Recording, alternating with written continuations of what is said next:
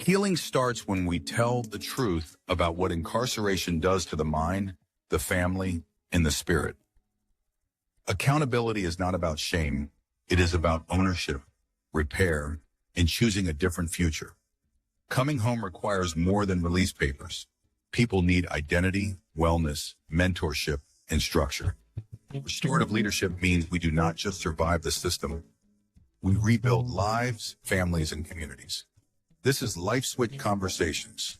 Real voices, real healing, real second chances.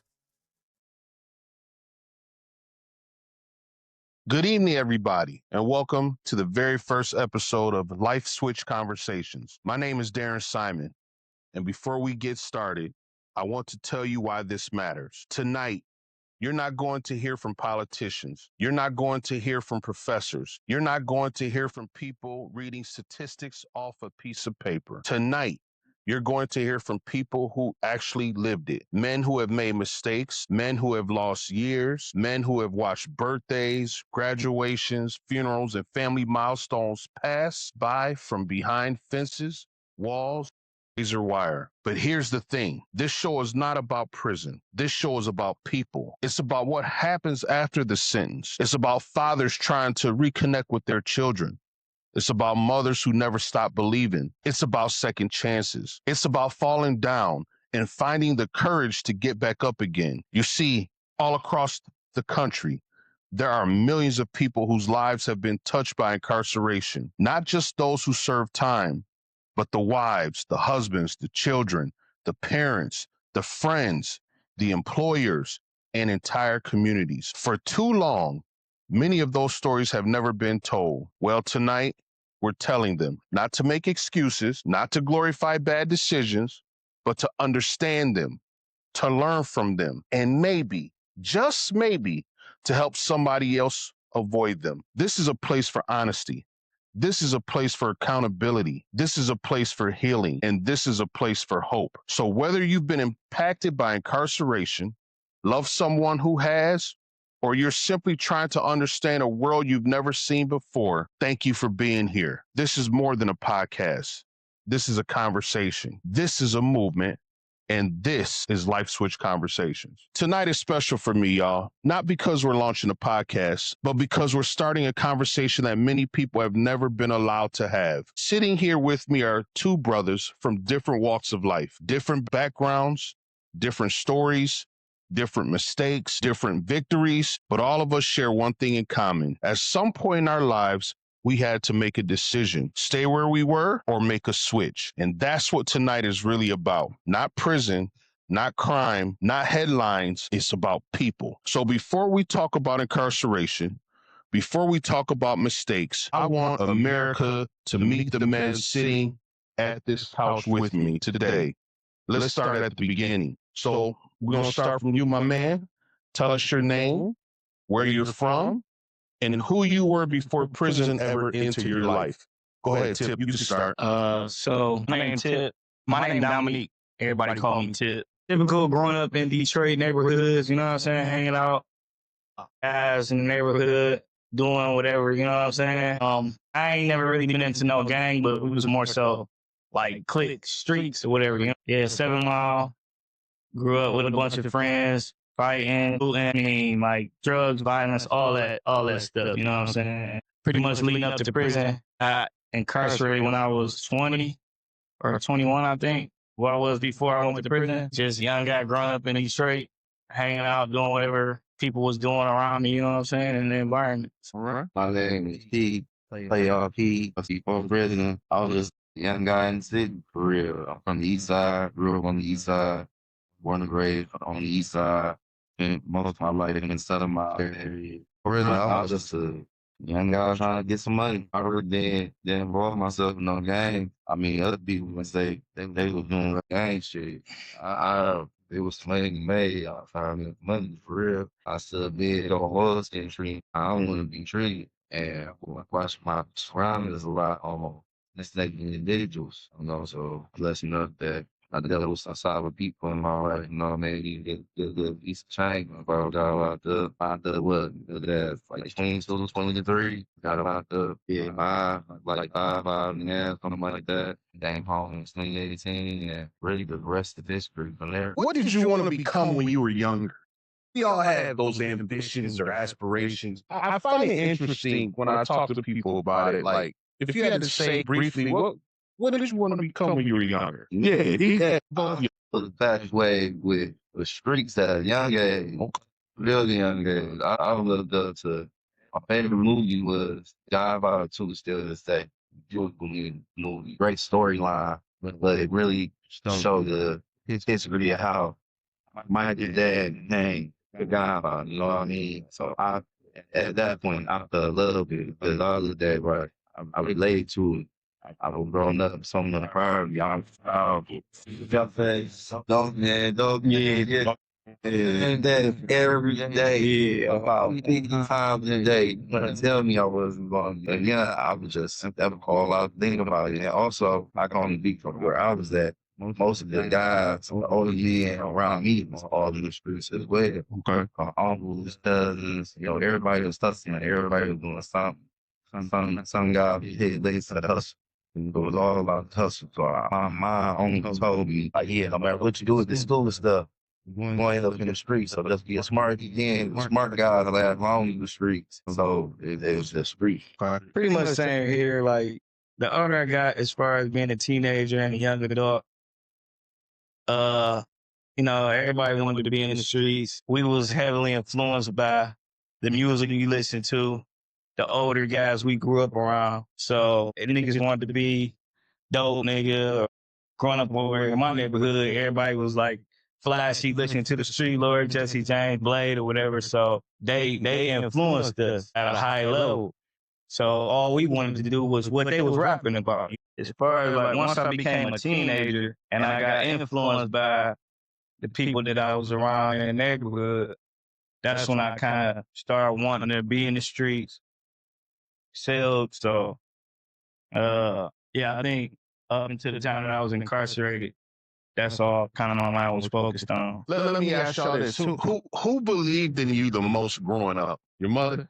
What about you? Yeah, my mom, my daddy was too. My daddy believed in me. He was a heavy influence in my life. Okay. Coming up. And when we say believed in you, their level of believing in you was what? Like, believe you was going to be something very successful, or believe you just a survivor? Nah, we always challenged me to do different things to put in their environments. It's turn my sheet, everything is about these sheep when you go out of politics and career. Oh, okay. That was she's seen. You can change different environments, but you know, she always challenged me. You ain't just let you be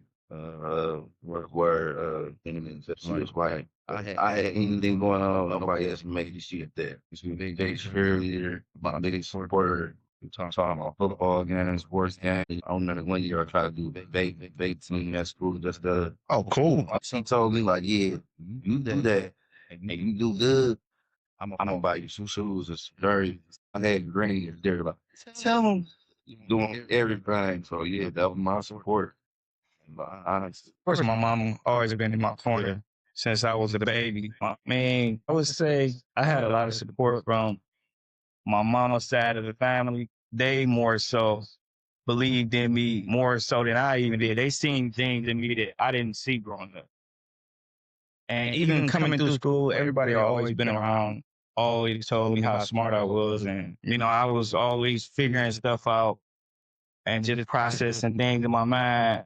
But it seemed like faster and at a different level than a lot of people that was around me. So, of course, the teachers and my older aunts and uncles, family, they noticed that and recognized that I had those qualities. So if I thought about who believed in me, I would say all my teachers that I ever had in school, you know, whether I was being bad or if I was doing what I was supposed to be doing, they all seen something in me that I really didn't see in myself or recognize at the time. Yeah, my mom, my dad, they always was supportive and everything. Nobody grows up and says, I want to go to prison, right? And I've never met a like 7-year-old or 12-year-old or 10-year-old say, when I get older, I want to lose my freedom. And with that, let me ask y'all, when did things start changing? I'm gonna say things started changing when it's mostly that transition out of high school. Okay. Because I was just on the side. I didn't even put no real thought of what I was going after high school. You know what I mean? So the whole process where you should be looking in school, just going to school, so all that. I was doing it. I was getting out of school going. I graduated high school. That's when it's like we're no longer a kid. So if you wasn't hustling, you didn't have a job. Now you became more responsible for yourself and your every day. Your parents started giving you less. Now you got more on the home. You ain't already was getting more on the home. It was creating for yourself already. Notice how much more you got to now do. They ain't waiting on you to be then you had a situation like that. You became more independent to take care of it. More people call like, hey, I really want these shoes. I need some jeans. Or they like bills right just like really made me start. I learned harder stuff. I was needing money to go do. It was mostly just full head on harder out here just to make more money.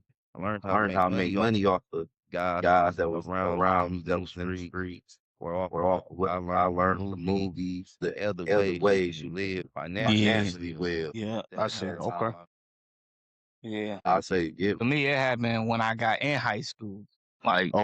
I was good up until I started going to Henry Ford on the west side. I was a good kid. Like, before then, I was a good kid, always had good grades in school. But then when I started going to Henry Ford, I remember my dad gave me an option. And I feel like that was a mistake on his part.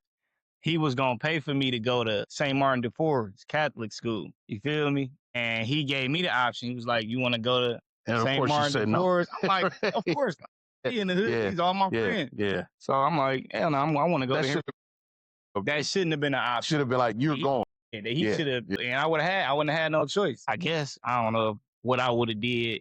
When I got in high school, like I just started hanging out with people in my neighborhood. I had more freedom, you know what I'm saying, and do what I wanted to do. So of course I chose the guys that I was growing up around, hanging out with, and that's when I pretty much got into selling drugs. Like he said, we always wanted to come to school and sell weed to the to the other classmates in the hallway, going to school, shooting dice in the hallway, fighting everything. That's pretty much where it went left for me. And then I just got further out there from that point. I wanted to ask y'all, what was the first bad decision that led to another bad decision? If you could go back and remember, what was that one bad decision you did that almost caused a domino effect, everything just falling down and it just kept going? Can you remember? I mean, I know the first time I got locked up, I was 12 years old. And me and my homeboy Pat, we went to JCPenney at Fairlane and was stealing earrings out from under the glass and shit. Yeah. And it is crazy because this actually was a domino effect because when we go up there, I'm thinking we about to go in here and steal some earrings, but whole time I'm in here stealing earrings. He trying to get off what I was doing. You feel me? So I got locked up. He went to the crib because they checked him. He ain't had nothing on him. So that was the first time that I can remember actually going to jail. My mom and them had to come get me out. Right. And from that point on, I just started. I seemed like I started making worse and worse decisions as time went on. And see, that's interesting because that's that. So y'all are basically describing that one big mistake that led up to everything, right? That would be that one big mistake for y'all that, if you said looking back, okay, that one mistake, that JCPenney, or was that one thing that led to the just I would say something else, or was it multiple things? When I told you that choice, that was probably the biggest mistake. But it's hard to say because there's no telling where I would have went if I had went to that good high school. I could have been in a league, MLB, NBA, NFL, you know what I'm saying? Or I could have still been in the hood and just trying to find my way back to my friend group. So if I would say one big mistake, that would probably be part of it because that was such a important transition moment in my life from being a good kid, going to school, getting good grades to being in the streets, never going to school. That's why I would probably consider that the big mistake that I made. After you get your first preset, if you mess that up, you really think about when I'm getting my next preset. I got you. It became a continuous system. I remember one point, like after every situation, oh yeah, up for a week, blow it all, have a great week, do it all over again, just repeat the same song, back to back to back, and now you just turning one penitentiary chance into 10 penitentiary chances repeatedly, all to get some paper, have some fun. Yeah, did this, whoop, got this free, whoop, whatever, up 10, blow money, pay bills, the house cool, I'm having a ball, dang, down my last dollar, hit another lick, boop, same thing. You won't even see the cycle that you in. You stuck in this trance and you don't even notice it because you just living it. Did anyone ever try to warn y'all or you? And if they did you listen? I can recall back some warnings I had, and this was way in my professional career, but it was like, you get to that arrogance, you get to that cockiness, that untouchableness, and there were warning signs.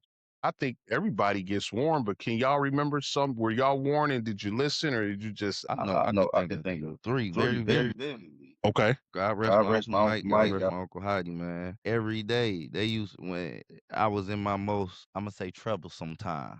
You know what I mean? They'll pull up on me. One of them will pull up on me every day, talk with me, take me out, fill out some job apps, take me out to eat, talk with me, everything. But they'll come back, drop me off in the hood and everything. But every time I was with them, they kept telling me like, no, it's another route. It's a better route for you. You could do so much more. You this, you smart, you figure out this, you can fix this, you good with your hands, just gotta find your avenue. And I was hearing it, but I heard them. I wasn't listening to them. And the biggest reason I was listening, I knew they worked jobs, whatever, but they ain't I was so focused on, yeah, all that sound good, but I need to get some money today. I feel like this be the case for a lot of people. I know most people go to prison for either for finances or emotions. I never was an emotional roller coaster, but I never let my emotions get the best of me. Everything I did to get in trouble was about me making some pay. So them telling me this, and they living good, God rest their soul, they did phenomenal job to secure a lifestyle for them and they women, you know. But they wasn't giving me the game on how I can become that. A lot of my morals and values I got from them men, you know what I mean? But it was that disconnect on, I hear what you're saying, but how I get there. I don't know how you got there. You're not shedding that. And that's not a slide on them because I learned this in my age. Now a lot of men don't really know how to break down and have them type of conversations about their thoughts or where they was at this age and what drove them to go into this route. I hear you, but I ain't listening to that shit. I got 8 ball I need to go move. I done missed 5 calls. This 8 ball should be gone already. Swear to God. For me, I can't really say that I recall a lot of specific conversations or instances where I had warnings about being in the streets. I'm pretty sure I did. Like I said, my mom family, they always supported me, never was really in the streets like that. I got one uncle that had some trouble when he was young, but my dad side of the family, all streets, all, you know what I'm saying? But I do remember my dad when I got caught stealing out of JC Penney when I was 12. I never forget, when he came, because he was at work all day, he came home and he ain't whoop my ass. He ain't do nothing. All he said was, if you lie, you will steal. If you steal, you will kill. Mm. And that was the one time that I can really remember a warning like that from when I was drifting off. And but yeah, I always replay that in my head, and I can really remember him saying that. But other than that, I can't really say that I had any specific conversations or memories of somebody warning me about being in the streets. Okay. And so this is my last question before we break off into our whole reentry rehabilitation side, because we all talk about what we did, what we were going through, and then boom, we get locked up, right? And so my question is, what did prison cost you that can never be returned? Her mama was still pregnant with her. So I didn't Okay. see her born. Okay. When she was first born, a couple months they I was lucky enough to be in a facility that was close enough where it was easy and travel to visit me every day, yeah. Being there and seeing her while I was in there, not be able to leave with her. She finally come home. I came home right before her fifth birthday. I was a stranger to this little girl. The same little girl I got tatted on my Right. Yeah. to help support her from in there. Even didn't want to give me a hug, no nothing. And it just like, yeah, that wasn't a cool feeling right there. Got Yeah. you. Sure. Pretty much saying most important time out of my daughter's life, essential time in her life where she was struggling through a lot of mental issues or issues with her family or whatever when I was locked up. So that's probably the number one most important thing that I can't get back. But also I lost family and friends that, the time that I would have been out and spent around them is it would have been important. And I think about that, you know what I'm saying? Like my closest aunt that was like a mother to me, she passed away, I think in like 2016, or a year before I got out, something like that. But I think about that a lot. Another one of my good friends Okay, so welcome back, everyone. passed In away, the got first killed when half I was of locked up. this conversation, we talked Yeah, about some time out of my difficult family's things. lives. We talked about mistakes. Time that We I talked time about that I would have consequences. had with We people that I talked about lost when I was loss. incarcerated, and But the just time next away from my part daughter. may even be Okay. more Yeah. important That's cool. I because every appreciate that. person And so watching now we're gonna this pause, already my man. knows This is how where we someone can fade end up in for a minute prison. or two. All right. What many And people then we don't gonna know is how fade someone out, but we'll stays get out. back in a sec. Y'all want to? How do you rebuild? How do you heal? How do you avoid old traps? How do you keep moving forward when life gets difficult? Every man sitting here with me has faced that challenge. So, for the rest of this conversation, I want us to focus on something different. Not the sentence, but the comeback. Not the fall, but the rise. Let's talk about what it really takes to stay free. And with that, my first question to y'all is this: what is the biggest difference between the man sitting here today and the man who went to prison?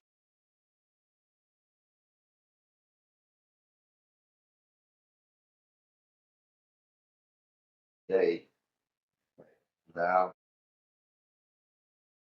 knowledge. Okay.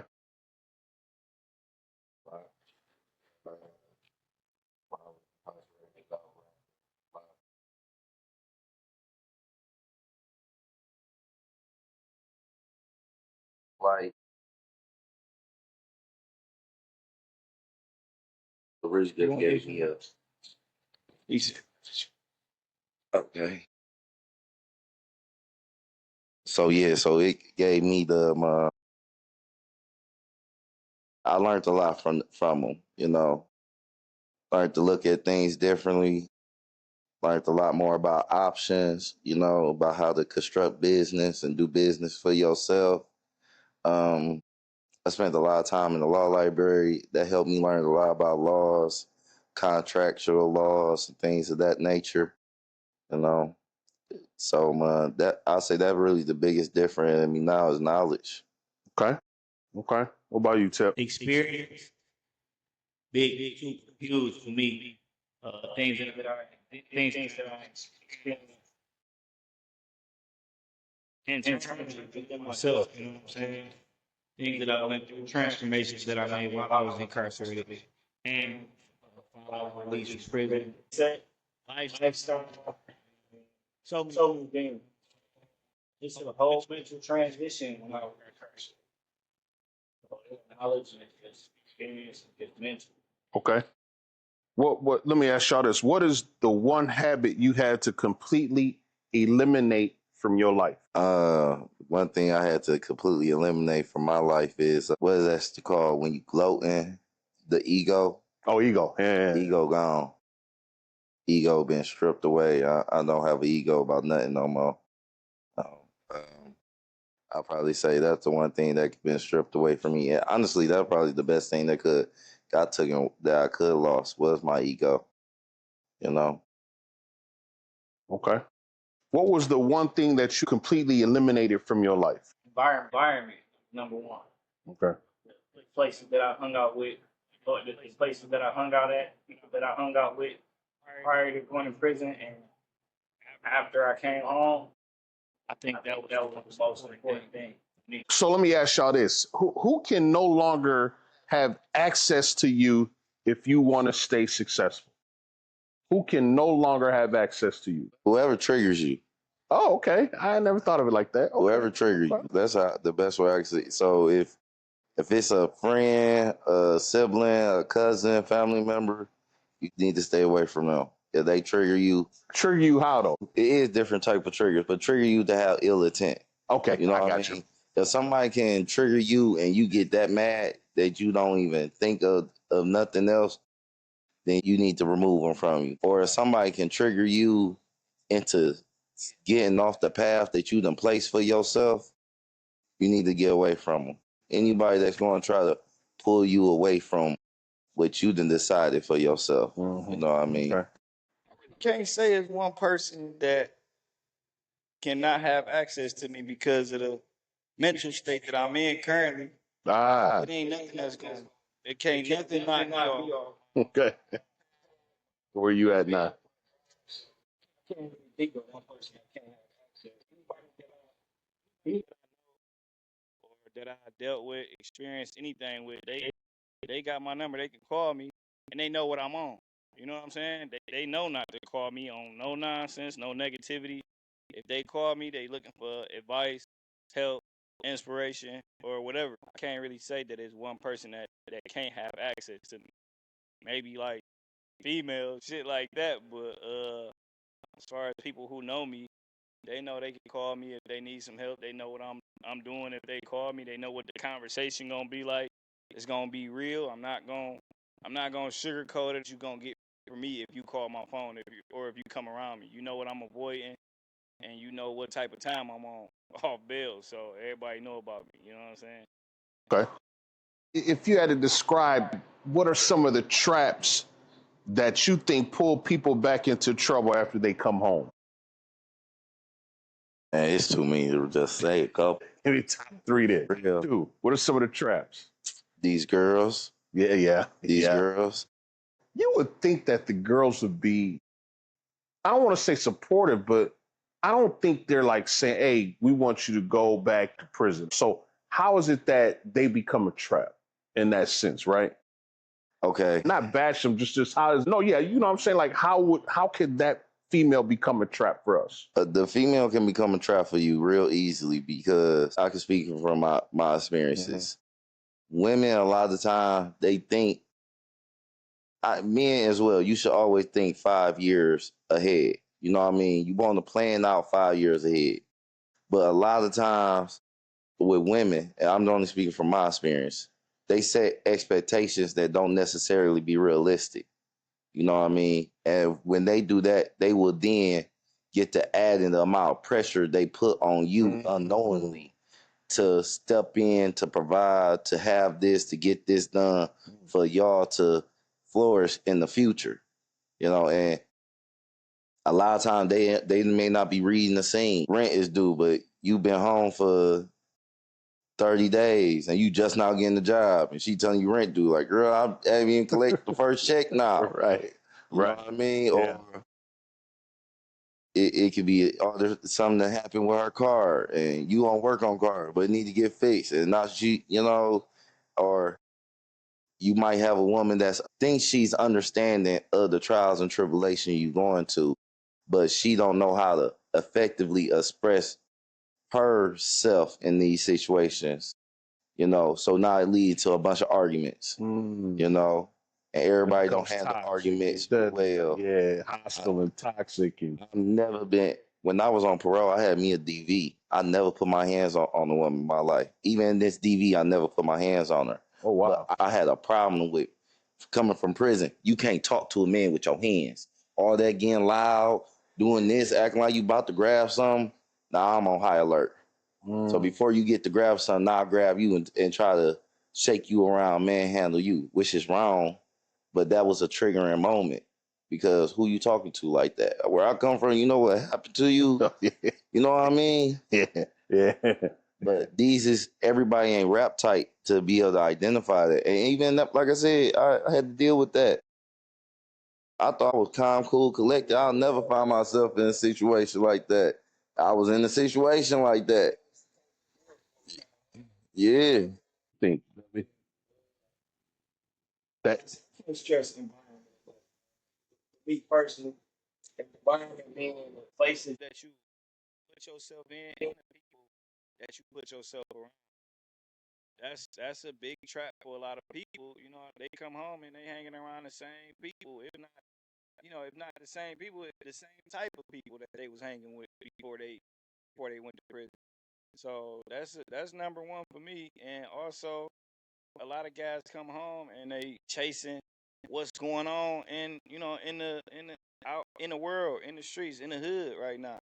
You know what I'm saying? They trying to get the bag right away so they can do what everybody else that been out here grinding doing. So they just chasing the bag, they chasing the hype, and that's a big trap. So I think that's a big trap. Um, It's the internet, Facebook, Instagram.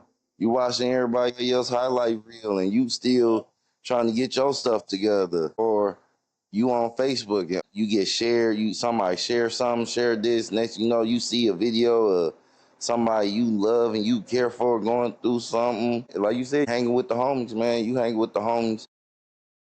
He might just want to take you out so you can have a good time. You have been a long time since you had a good time.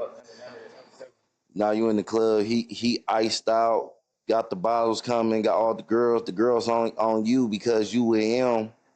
And he thinking he doing this to show love to you, but some people mind be taking it as, yeah, I gotta get back with bro. Where bro at, man? To get addicted to that stuff real fast, man. And all these is trapped because next thing you know, I'm going to do this. I'm going to go back and do this. You have one night out with your man that's on for real. And now you trying to get back to where he at. Yeah, man, go ahead, hit me with so I can. It's not good. it's not good. You gotta let all that go. your goals and plans, what you trying to You need to you need to align yourself with an environment, a community that understand that the path you about to go on take time. Okay. Yep. Yeah. And no matter what they doing, they gonna give you the time and the grace you need to move forward. And the best thing they can offer you is just a helping hand when you need it. Even if it could be as little as ride to parole, Okay. or it can be well, I know you interested in this. I know somebody here that can help you on this end. It be the smallest things. Okay. There's a saying that I've heard for probably about 3-4 years, even when I was inside, and it was, I'm trying to stay out. I mean, how the heck you stay out the way? We know what it means, but it's like we hear it, man. It's a real, it's like an incarcerated term, man. I'm just trying to stay out these people's way. I'm staying out the way. that casually, Yeah. really meaning to that. You know, Mm-hmm. if you stand out the way, avoiding any type of bullshit at any Right. out the way of any bullshit or negativity. Staying out the way is right now. My brother, as we speak, one of my brothers just came home. I'm probably the happiest person that he home. That he home now. No, I ain't gonna say that. His kids and his mother is definitely the happiest that he home.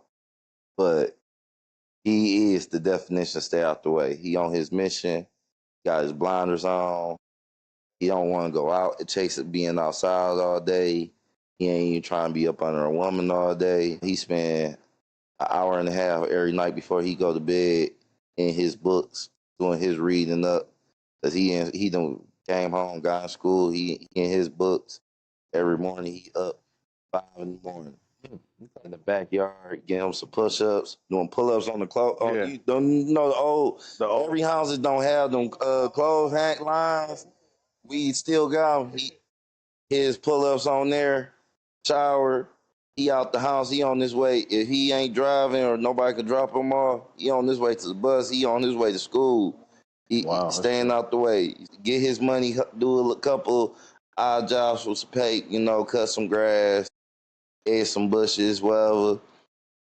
Keep stacking and keep it to himself.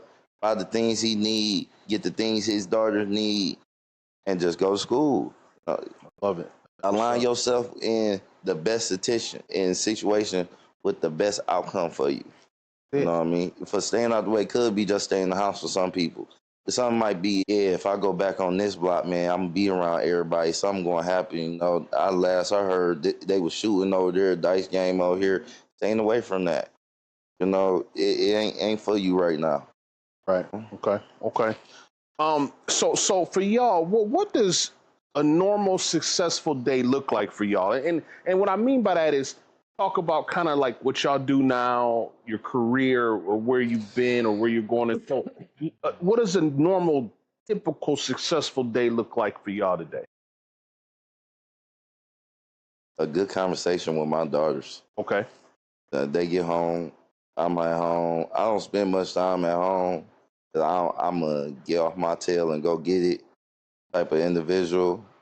I'm blessed that I can be this way without resorting to things that could leave me back in prison. Okay. No, that's just a testament to the opportunities I was given, skills I learned. But the successful day for me is my time when I'm at home, you know, to chit chat with my kids, with my daughters, and see where they at. Because in the long run, I tell them all the time, I'm your parent, so I'm going to direct your life, but it's still your life to live. You know, in the long run, I can't really direct and help you and learn and teach you things if you ain't honest with me. So I'm really been focused on just building a stronger relationship with them. And outside of that, when I leave the home, because I run security at a couple of bars, and a lot of the nights I'm outside late. Okay.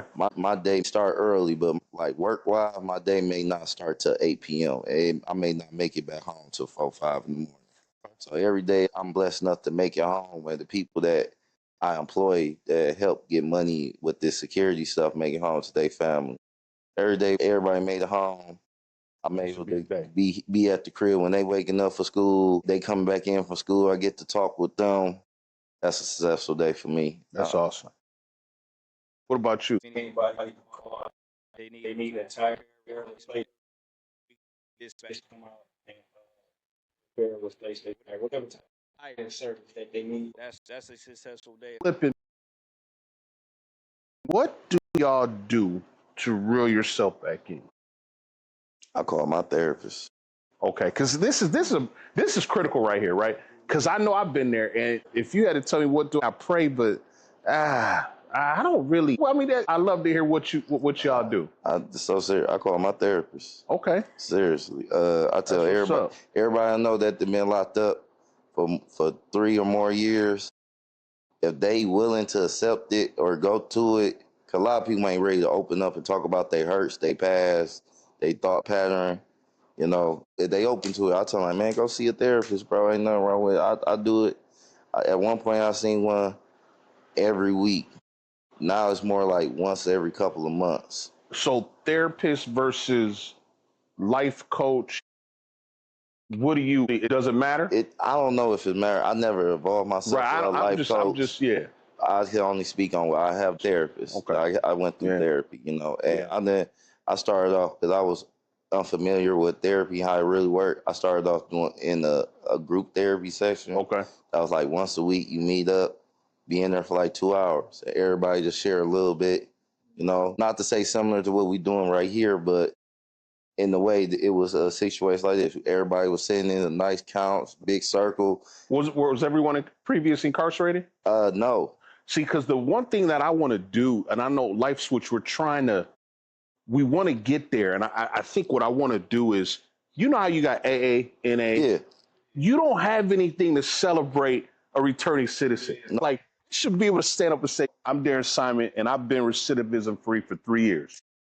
I mean, you can say what you want, but that's a big deal. That's a big step. That's a big step, man. Or 6 months or 18 months. And so to have those small group settings, to me, that's where I think your institutions that already exist, because that may take resources or bandwidth we may not have right now. We're trying to build that. Yeah. But like your churches, your community centers, your other places should have that space safe where 5 or 6 ex-felons or 15, 20 can get together and have it like an NAAA where you can get up and say, you know what, man, I'm struggling, y'all. I've never been AA, but I know plenty of people who have, and they say, you know, that's a safe place. And so we need a safe place, even if it's ran by therapists or what have you, or You know, you got guys who can get these credentials inside or in terms of like peer support specialists or what have you. Yeah. But we should have that because, you know, you're talking about, you know, 5, 10, 15 million people. That's a lot of people. Yeah. And everybody is not out like, yeah, I'm just sweet. You know, people are really messed up and going through. And if they don't have the resources to mental health therapists or whatever, there should be. That's why we're coming with our own Life Switch line, you know, a call hotline we doing. Go to the grocery stores and be around a lot of people like that. With my PTSD every single day, every day, swear to God, I go to the refrigerator 50 times a day and just open it. Just because it's like it's there. It's there. It was so long, man. I don't even get me started. Like, I don't even want to get just started. on a random walk by. Yeah, man. Don't want nothing. Close it. You know, in our since we have like home confinement, and so I'll do weekend home passes, and I'll get there Friday night and leave Sunday night to go back to the halfway house, what have you. Yeah. Man, I don't even leave the house. I just be so happy to be at a couch and a TV and a fridge and a stove and an air fryer. Mm-hmm. You know, like the simple little things, right? But the thing is, you got a lot of brothers and sisters too that don't have someone or can't express and talk about it. Yeah. So it gets clamored, and therefore then that trauma doesn't get healed. It can't. If you can't express trauma, you can't heal it. Yeah. You know what I'm saying? Exactly. Right. As a physician, if you can't expose the wound or expose the area to fix it, then you can't heal it. Right. You can't heal it. Right. And so it's the same thing mentally. If you can't expose it mentally and have it expressed to talk about it, then how can you ever heal? Yep. Right. So I agree with y'all totally 100% on that, man. That's good. What would your loved ones say about you that's different about you today than before you went in? Moms or parents or girls or kids, what would they say that's different about you today than before? Those that remember you. Love you, hate you, don't matter. Just people who know you. People who know me, one thing, my dedication to being free. And I don't, no matter how long. That's serious. No matter how long you've been locked up and you now back free, you really gonna have to dedicate yourself to it. Everybody pathway off parole is different. Everybody pathway after prison is different. And every day you might find yourself with in a situation or a situation that something that could become a situation that you staring at that crossroad. So for me, that'd be the one thing, because in the past, like I said, I'll just say, forget it. I'll go do some bullshit, whatever. You know, a lot of bad things is good done with good intent. Right. You know what I mean? Right. So my dedication, it'll probably be my dedication being free more. And that's my way of protecting myself to stay free a lot of times, no. you know? Finally say no. Finally say no. At one point, I was the young cousin that one of my cousins was dealing with a dude. He want to act up. Oh, I'm going to call P. I'm going to call playoff. I'm right there, Johnny on the spot, ready for whatever. You know, I say no a lot now. I ain't about to come over there. Why you trying to pull me in that? You going to be doing whatever with him again next week, tomorrow. That's true. Now I'm not even going to be able to come over to your house to get some banana pudding for the holidays. You know I love your banana pudding, cuz. Right. Don't even put me in there. Because he going to be sitting there now, he feeling some type of way. I'm the whooped on him or anything or whatever. You know, just no. A lot of the time, you're right. A lot of times I say no before even thinking about it. Yeah, just no. I'll call you back in a second and be like, man, you know what? Whatever you need, or you know what I'm saying? No is giving myself time to think about whether or not my whatever decision I'm gonna make. Because if you tell a motherfucker yeah, and you really don't really, it might not be a good decision. Now you gotta be like, you gotta deal with. Oh, you already told me. Yeah. You done just swerved my piece because I said yeah. I tell people no, it don't even just have to be with females in my family. No, be with my cousins. Oh, you need some? No. No. What? No. I don't got $100 for you to go spend. No. I can always go back to Right. Now you're accountable to it now. I got a younger brother. He called me one time. I don't know what he wanted. He like, man, I need some money. Let me hold something. I said, what? Why? What's going on? He tell me what it is. I tell him no. Hour later, I popped up at his house with it. Like, here you go. You asked me for $200 for a battery. Now, he legitly needed the battery, but reality is he get a first of the month check. This was like 2 days from the first. He really wanted me to give him this 200 so he could buy a sack, so he could hustle. No, you here go the battery. Put that in your car. Do whatever you want to do when you get yours, but at least now you got your car back. You know. I see. So for you, Tip. So what would your family say is different? Those that love you and know you different from you now. If you had to give me a summation. Man, it's so much, pretty much everything about me, almost. Like my drive and my resolve to do the things that I say I was gonna do, or do the things that I want to do, or anything about for that matter. You know what I'm saying? It's just mental. Everybody, like, I hear it so much. Motherfuckers be like, bro, like you came home, you just straight up just turned up. You know what I'm saying? So, man, it's so much. I can't even really think about what people would say, but I hear so much. You know, everybody before I went to prison and still around, they just say like, bro, you totally changed. Like everything about you, the way you move, like the things that you done did. Like I'm traveling all over the world, and everybody, and it's a beautiful thing because I see how much of an inspiration I am to people that knew me before, and it just give them the ability and seeing it in real time from a person that's come from the same place that they came from. You know what I'm saying? It inspired them, and it just give them the motivation and just to let them know that it's really possible to do the things that you see on TV, or the things that you think about, and it's not really realistic to you in your mind, but you really want to do that. You know what I'm saying? I'm really doing it. You feel me? So That is awesome. Yeah. people who know me, it's so much that they say about me. Okay. It changed me before I went to prison. You know what I'm saying? What are y'all building now, today, that prison almost prevented you from having? I mean, family, Okay. business. Definitely heavy on family and business. Okay. No, you can't. It's hard to run a business from prison.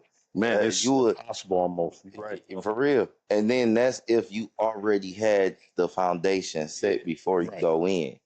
You know what I mean? Uh, Creating opportunities, man.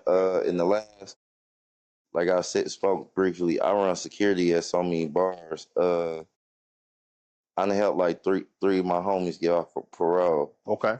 Two of which wasn't even a homie of mine when I first connected with me. It's just a dude I don't even know. Yeah. But you looking for an opportunity to do something. One still do security, the other one took this helped him get off parole, and now you off parole, now you doing something else. It helped bridge the gap for him. Just being able to be in position to help somebody to that degree. Me and my oldest daughter now have a phenomenal relationship. If I was still in prison, I wouldn't be. Likewise. Yeah, that's You know cool. what I mean? My kids. That's cool. So, and not even just that, a lot of the elders in my family, a lot of the ones that believed in me that I let down with some of my actions. That's a good point. Being able to be here, and they like, man, I'm the oldest of 7 brothers. Oh wow. Okay. Oldest. So I got a good relationship with all my brothers, and I tell them the truth. I ain't enough for me a lot about you want to do this and this we're doing. I'm gonna tell you all the ins and outs I know about it. Tell you why I don't do it. At the end, they're gonna tell you as a man, it's gonna be your decision to make.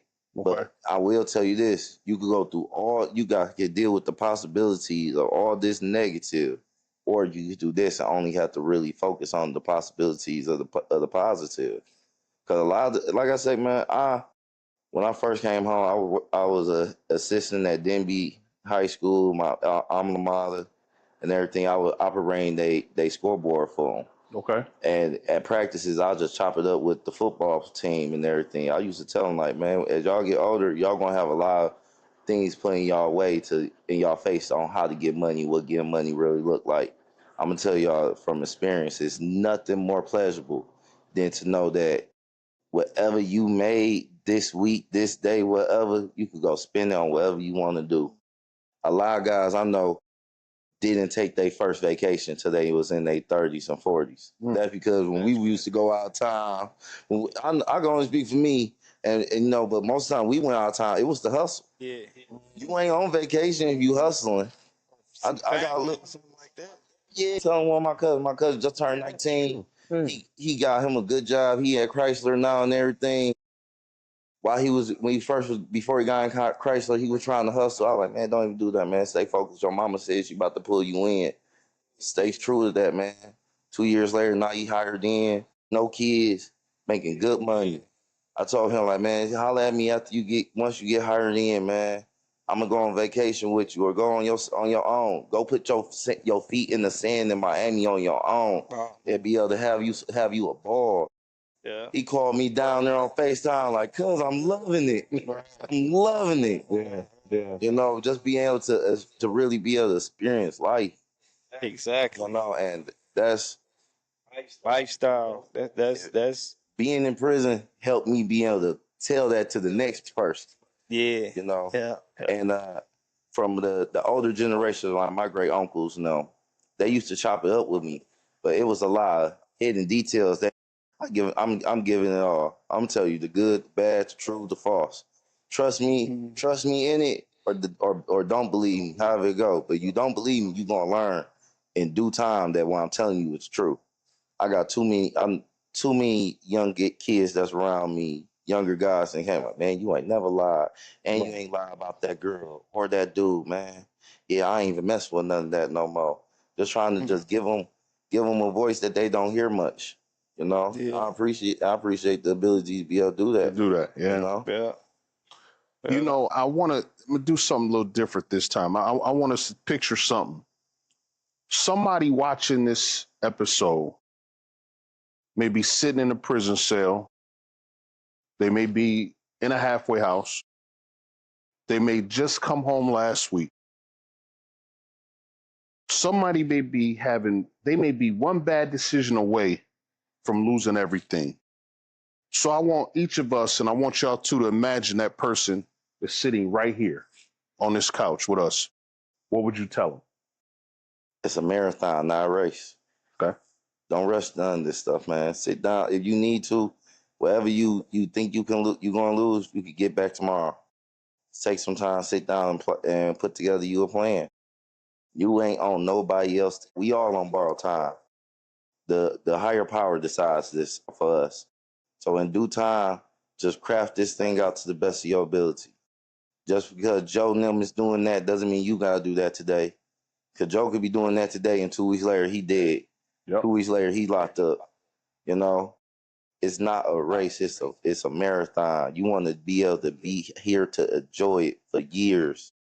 The biggest blessing you can have is to be able to be here and watch the fruit of your labor grow. Be able to do more. Like you said, Best feeling in the world. man, go on vacation. You going from going on vacation on your own to taking your kids on vacation. Now you can just send your kids on vacation. You know what I mean? Oh, yeah, don't worry, they going here, they good, they grown. I'm sending them here. They did so good in college. I'm going over here. I'm about to have my own fun. Yeah. Just understand that it's a tomorrow. When you in there, you know you only look forward to tomorrow. That is true. You only look forward to tomorrow, man. That is Swear true. to God, man. At one point, Golly. I counted out 1,900 days before I got to change the ate for months. For real, bro. Every day in there, eat noodles, oatmeal, bagel. Swear to God, cook up rice bowl. You know what I mean? You got pork day, not going to eat that. Get waffles, what, twice a month? Yeah. 1,900 days before I was able to eat what I wanted to eat. Yeah.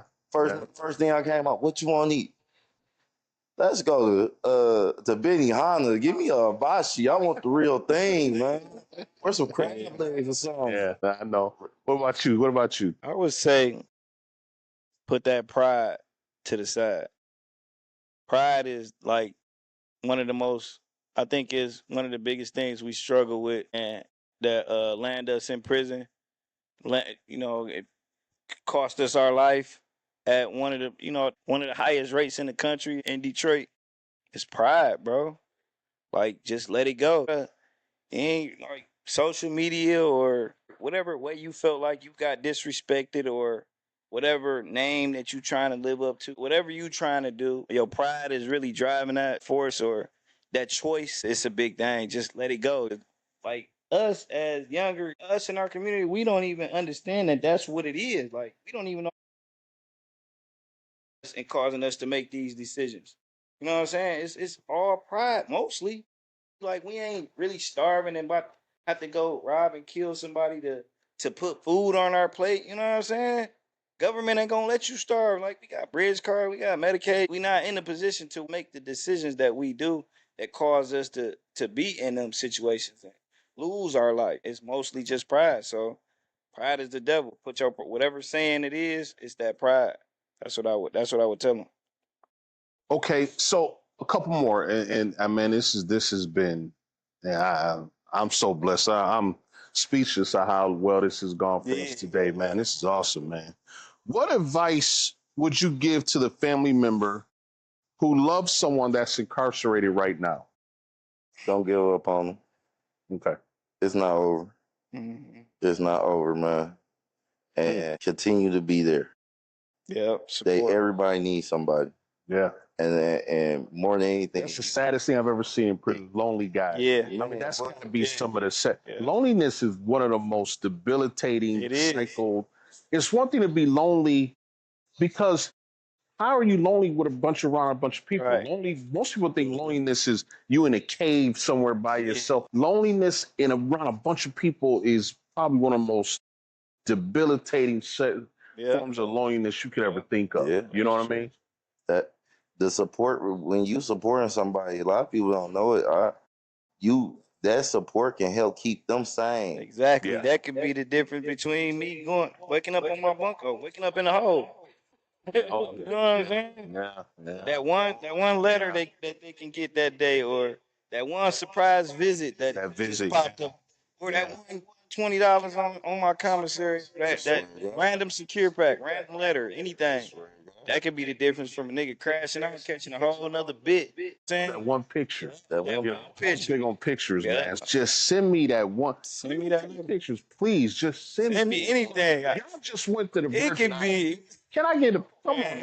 Y'all take some pictures. I know y'all taking pictures. Y'all Snap this whenever I want you had to use them Snapchat. No, you know where you send a picture. Yeah, snap and send. Snap and send. I thought it was something like that on. Yeah, y'all had JK, but we had JK. We could get like 8x10 prints. Oh, we was able to. You was able to get them too, right? Yeah. So they would load them on their phone on the app, and then they can send them to us, man. Just do that one time. My BM used to just go. I wouldn't get a lot. Didn't get pictures often, but every couple of months she just send me a bunch of them. Right. And when I like, how would you doing? I get on the phone where she's like, oh yeah, you go to CVS for like $5. They gonna print out like 200 pictures. Oh wow. That shit make a difference. Yeah, Make a big difference. Yeah, that's keep support. If you got a family member locked up, keep supporting them, man. Okay. Don't walk out on them. Okay. I ain't telling you to be dumb. They calling you every other day for right. $50. You already know what time that is. Some niggas go too crazy. You better know what that is. You better. Yeah. Some people go crazy with that. You gonna have that. If It ain't you 'cause got I'm family, hungry. you Right. You ain't hungry. Nah, he's a drug or a gambler. Yeah. Well, you gonna have to be a man to figure that part out on your own. But don't leave that back. I had a homeboy, man. He was in there with me every month on the same. He ain't have to call his people or nothing.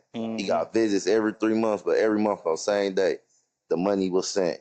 And every day he like, yeah, man, I can't wait. I'm going to do this, do this, do.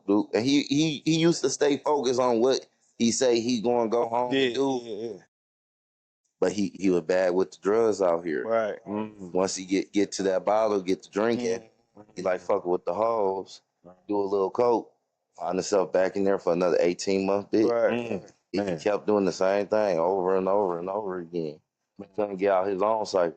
But one thing for sure, he evolved as a dad. His son was but he just couldn't get out his own way.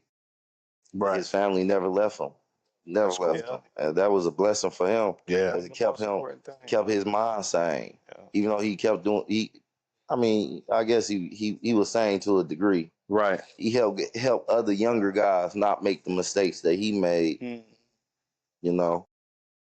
What is the one thing that helped you stay free that people don't talk about enough? For me, I think, like I said, environment, but environment when you in prison too, like, and the things that I don't think is highlighted enough. What you do while you in prison is directly affect your life when you get home. Your time that you spend, because everything that people don't realize, everything that you do from here, you can get into the same shit here. Like it's everything. Almost. Only thing really not in there is the girls. And low key, if you got enough money, they'll figure that out. But or if you game or whatever. If your money long, I don't think that's highlighted enough. The things that you do to occupy your mind, the people that you surround yourself with while you in prison is just as important as, if not more. You know what I'm saying? yeah. Good point. It's wasting all that time, gang banging.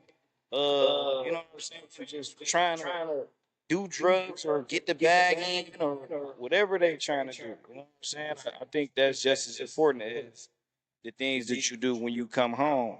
Because you don't even know your mental when you come home. The time that you spend or the things that you spend time doing in there. You know what I'm saying? So I think that should be highlighted a little bit more. And if somebody that's even incarcerated or somebody's family that might see this that's incarcerated, express that to them. You know what I'm saying? What are you doing in there to prepare yourself for when you get home? You still hanging around the same type of people that you was hanging around with before you went? I think the things that you do and the environment that you choose to surround yourself with while you in there is not highlighted enough. Okay. What do you think? I have to say, it's really the same. Who you align yourself with before you come home. Yeah. And what's your thought process on before you come home? Because I know before I came home, I was in the law library a lot. I was lucky enough to get a law library job. So I just was in there reading. And when I wasn't reading law books, I was reading regular books.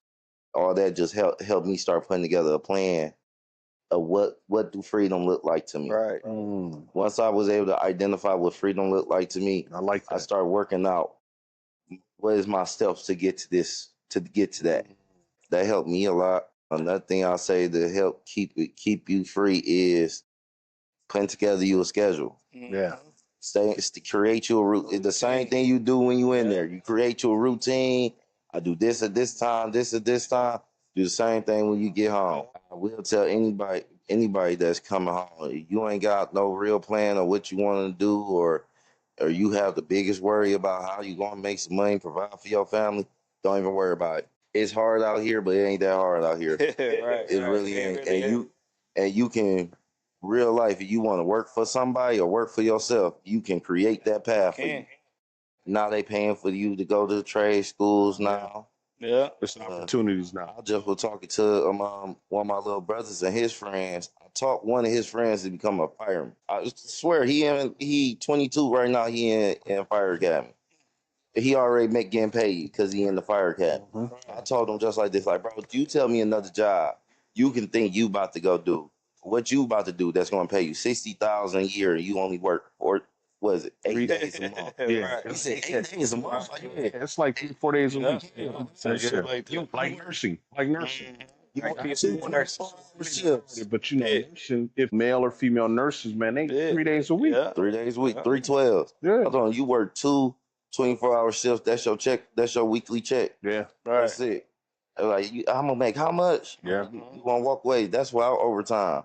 And then the other one, I'm talking to him. He like, man, I'm trying to see what trade. I see you do the trades and everything during the day. What's a good trade for me? I said, honestly, if you pay attention, I watch a lot of CNN because Yeah, right.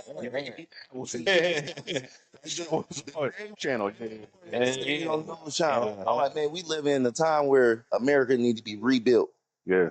So trades be pipe fitting, electrical, plumbing. Skilled trade. I ain't taking none of them. I can't take that one. Dude told me, like, man, that trades don't make no money. I said, like, listen, next time you talk to one of your people that work in the big three, ask them who make the most money in the plant. I guarantee you they say somebody in trades. Yep. They all like, man, it's the electricians. Everybody talking about electricians bringing home $80, $70 an hour. Yep. I said, yeah, man. HVAC boys. Yeah. Making bank, bro. Just think about when your stuff break. Yeah. Like, who you call? I just had to pay a plumber, bro. Plumber wanted $175 just to walk in. Just to walk in your door. Yeah. And that's off of the discount. Yeah, well, I don't Still, I can't get it on $250. The snake will drain. Right. And then now mechanics. Mechanic even is sweet because now you know the cars are different. Somebody still know how to work on the older cars with all that electric. Or the newer cars. That shit. Or the new ones, right? With the computer boards. Like cars ain't going nowhere. That's why I'm Ain't going nowhere. automotive tires. Ain't nobody gonna be finding no cars no time soon. And the ladies probably love it, man. When they car it, because man, be like, That's a whole dirty That's ain't scary, but like it's improved too. Like I started my business right before COVID, and when I tell you everybody shut down, and there's people still driving and catching flat. So COVID was the best thing that happened to me in that time. I'm like, shit, fuck that. And I was registered. Roadside. Cool. Wow, that's awesome. Yeah. And they was still catching flat. Wow. So it was that shit was good for me. And so my last question tonight, and we can sum it up after this. I'm curious because this is part of what we're trying to do is, what was your life switch moment? When your life, because this was all about life switch. That's the name of our corporation, name of the conversation is Life Switch. What was your life switch moment? At IBC, it was a sergeant there named Whitwire. Okay. Old ass motherfucker. And when I rolled in there every week for 6 months, he shook me down. Talking about shake down, hit me, hit my room, hit my bunk, running through all my shit. Every week for 6 months. And one day he doing that. I was like, why you keep fucking with me, man? What's your issue with me? He like, I don't like your kind. You think you better than this situation. Or like you figure out your way not to come back. And I'm telling you now, you going to be back. I'm like, man, I got to prove this motherfucker wrong. If it's one person I'll never want to see again, it's him. Yeah. But my initial reaction was mad. I wanted to whoop the dog shit out of his ass. I'm not even going to lie. But I'm like, you know what? Nope. I just need not to come back. I need not to come back. I'll never see him again if I don't come back. Because I'm never going to be in Ione, Michigan. Right. Be in Bellamy. Why am I there? Yeah, right. There's no reason for me to be there. That was your life switch moment. Okay. Man. Okay. I like that. What was yours? I think for me, I think it was the last time I went to the hole. I was in Carson City level 4, and I was gambling on the table and shit like that. You know what I'm saying? Fucking with GDs and shit. We had a running the table, and it was a guy that I went to the hole. It was a nigga who told on from I didn't even it was niggas that I was running the table with that he was trying to tell to get paid, and they fucked up. He ended up telling them the police that I feel me, and I went to the hole level 4 and all that. But that was I think when I went to the hole and got out the hole that time, I was just like, man, all this gambling, fighting, all that shit, I'm over. You feel me? I started working out. And I think from that point, I just changed my circle of people that I was surrounding myself with. And I think if I could say one moment was that last time I went to the hole.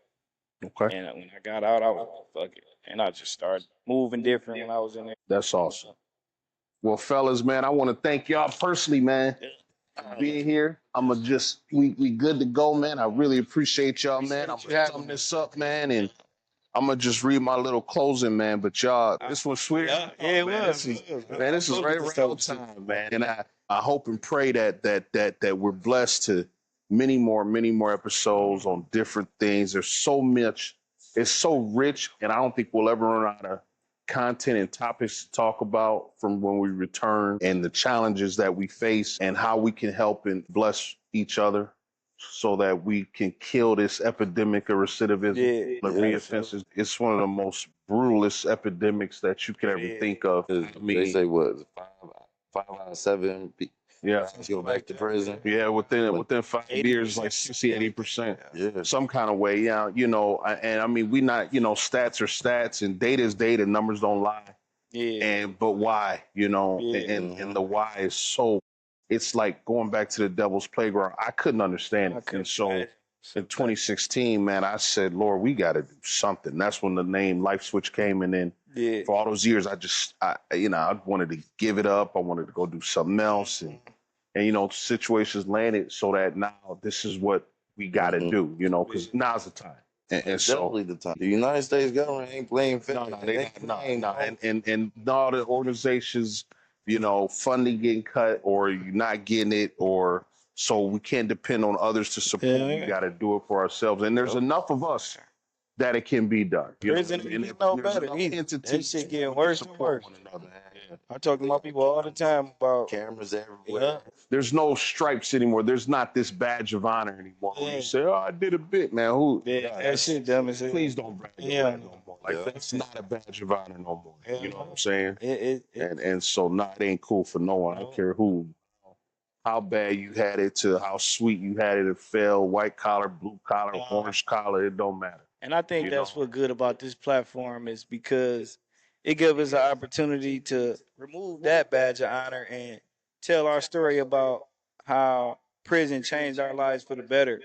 You know what I'm saying? And the things that we can talk about to help people that's in that position, you know, for when they come home and turn their life around rather than bragging about it. You know what I'm saying? Yeah. Switch that shit up and tell them how, you know, how that shit changed your life for the better and what you did while you was in there to set yourself up for a transition like we had when we came home. You feel me? It's definitely doable. That's what good about it. It's definitely doable. It you know, he got lucky. No, man, it's really is it's a route.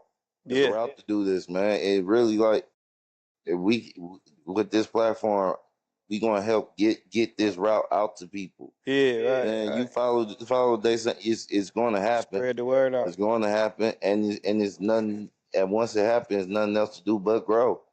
Just steamroll, get ready, just ride the train, right? So as we close, I'm gonna sum it like this, y'all. As we close out our very first episode of Life Switch Conversations, I definitely want to take a moment to say thank you. You know, this has been a dream, a vision come true. And thank you to everyone who took the time to watch, to listen, to share, to comment, and support what we're trying to build. Life Switch was never intended to be about one person. It's about creating conversations that matter, sharing stories that often go unheard, and helping people realize that no matter what they've been through, their life is not over, as you have said. And I want to give a special thanks to my boy, my man Tree. We're filming at his place, TV Lounge here in Detroit. He believed in my vision from the very beginning. And we truly appreciate my man. What's his name? His name Tree. Oh, True. Yeah, this is his place, TV Lounge. Yeah. Truly appreciate him, man, for making this possible. And my guy Naj, my sound film guy, man, young fella, man, that blessed me and said, man, Doc, I want to help. You know, I'll be there for you. And, you know, we had the hiccups get started, but we here now, man. And it's a blessing, man. And I also want to thank those who have supported us financially, encouraged us when this was nothing more than a dream. Friends of mine that I knew was former patients or family members. I took care of some of their family members, people like Geneva Butler. There was a person I used to work for, Affordable Movers, my man Frank. He has been very still supportive to this day, man, even though we're not working there anymore. Affordable Movers, big moving company out in Michigan as well as Ohio. And then, of course, my friends and family, man. Same Not here. a lot of friends like I used to, but those who, when I sent them that monologue I did and they sent me back comments like, yo, Doc, we with you. Yo, Brother D, we with you, man. Yeah. I'm praying for you. We can always criticize each other. Right. Yeah. I just tell man, just pray for me. Critique me, yes. Make it better. Cause we gonna have, hey, it's not first one, but let's make it better, man. And please note that all of y'all out there who have supported us in any way you have, your support is not going unnoticed, because every dollar, every share, every conversation, and every act of encouragement helps to move this mission forward. So I also want to thank my guests tonight, man. Y'all, man, it's y'all honesty, y'all courage, y'all willingness to share y'all stories was in your conversations, man.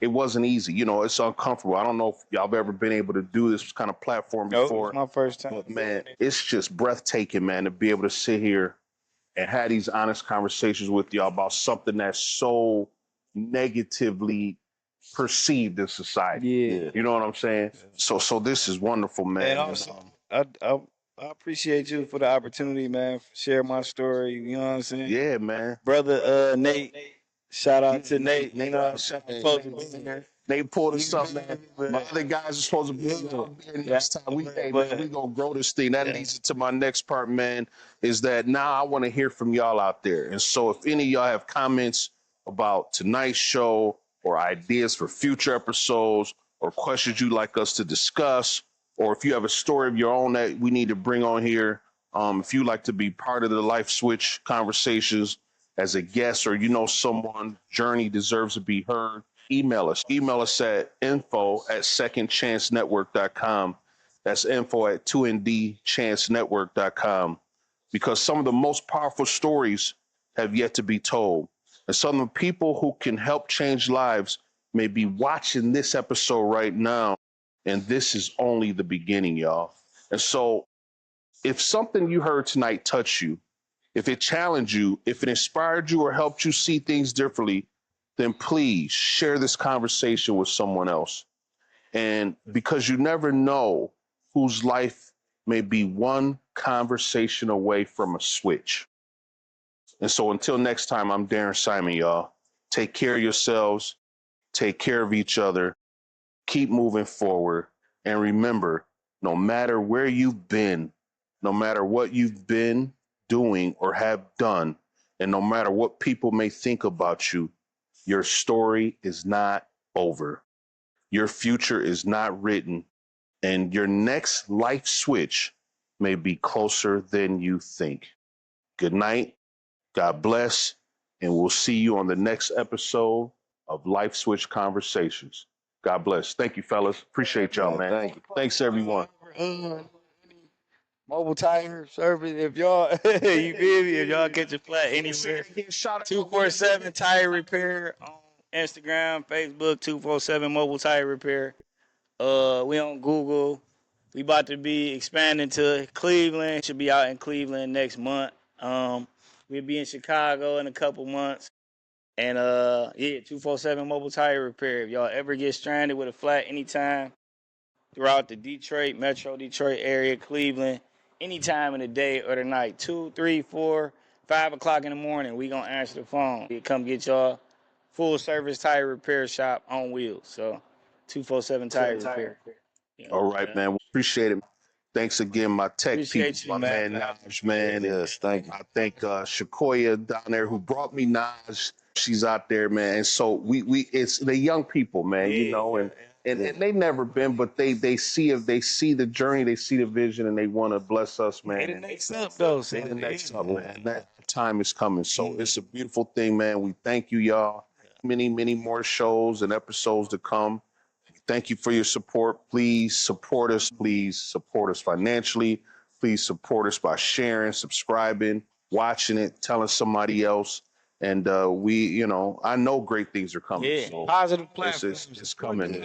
Instead of clicking, sharing, all All the that exploitation, the negativity they show on social media about us as a community, as a people, like support something positive, man.